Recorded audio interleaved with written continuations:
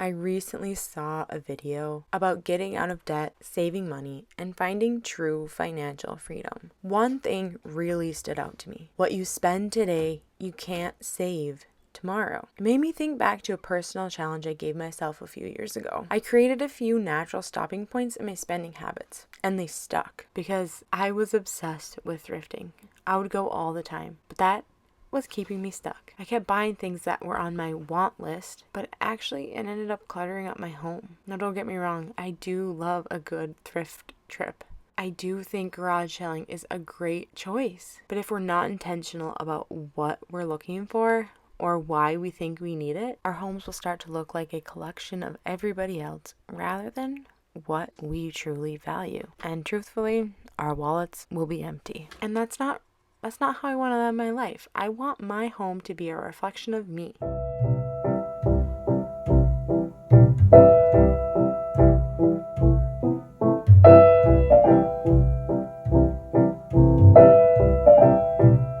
This reminder came at a good time because it's so easy to get swept up in what we think we need. How many of us have overstuffed dressers, bulging closets, and cluttered cupboards? I truly believe the more stuff you have, the more stress you carry. It's wild how much we sell ourselves on new things. At any moment, we can search for a solution to any random problem and have something shipped to our door within days or even hours. Ads have become so personalized. It's almost scary. Ads especially can convince you that you need a better version of something you already own.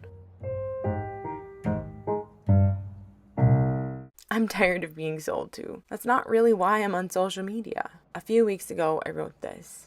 I'm not out here trying to influence you. It's actually the opposite. I want to bring you awareness, this intentionality and deep knowing about why you do what you do. We don't often give ourselves space to pause, reflect, and truly consider whether an item will live up to its promises. But we should. I'm convinced impulsive purchases are part of what keep so many people stuck, living paycheck to paycheck and struggling financially. It's not easy to deny the ego. It's not easy to say no when it's so easy to say yes. Just this week, I had a little moment myself. An influencer shared a sale on her favorite non-toxic leggings, which I'd been eyeing for a while. Spend $150, you get a free pair. So that's 3 pairs of leggings for $150. Not a bad deal. It seemed like a great deal, and it was only good until the end of that day. So I browsed the website, picked out what I wanted, loaded it into my cart. But then I got a phone call. I left work to pick up my kids and completely forgot about it.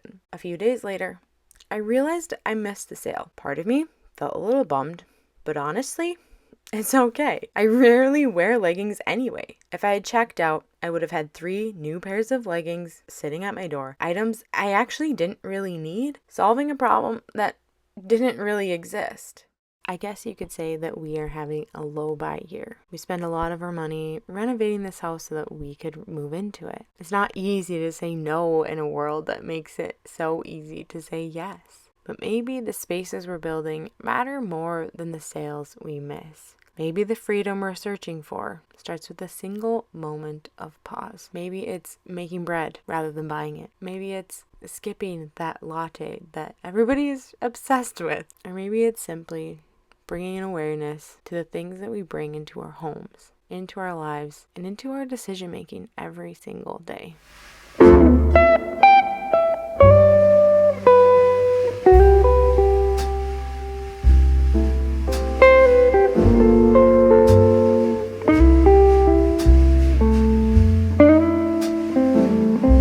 That's exactly what the challenge I decided to do for myself a few years ago was all about. Slowing down my buying decisions and bringing intentionality and awareness to where my money was going. Because I was obsessed with thrifting.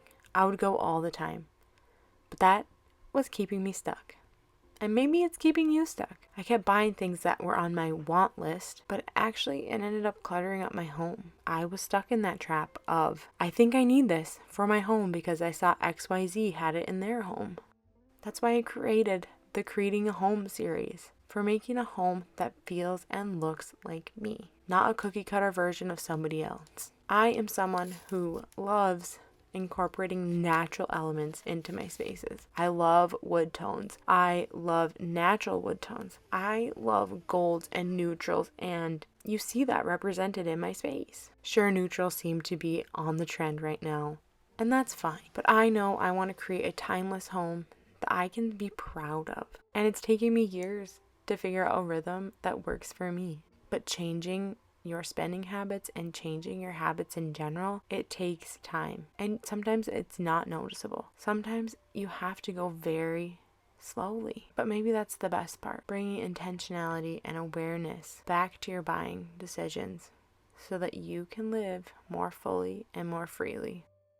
I guess you could say I'm doing a low buy year, but it wasn't my intention. My intention has always to be a good steward of my money, a good steward of my finances. It's not something I'm very good at. My mission for myself is to create a home and a life that feels lighter, simpler, and freer. I hope that I am an encouragement to you to do that in your own life. I know that I will thank my future self because I have time and time again. The more times I can work to simplify my closet, the more I can work to simplify my home, the more I can work on decluttering the things that are in our space and only keeping exactly what we need. I live in a 4-season place. I'm learning that slow, intentional living isn't just about the slow mornings or the cozy spaces. It's about slowing down the decision to buy, to say yes, to add one more thing. It's about asking, is this really what I want to carry with me? And I can't answer that for you. My only hope is that I help you bring awareness and intentionality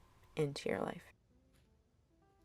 I recently saw this verse. Aspire to live a quiet life, to mind your affairs, and to work with your hands. Thessalonians 4:11.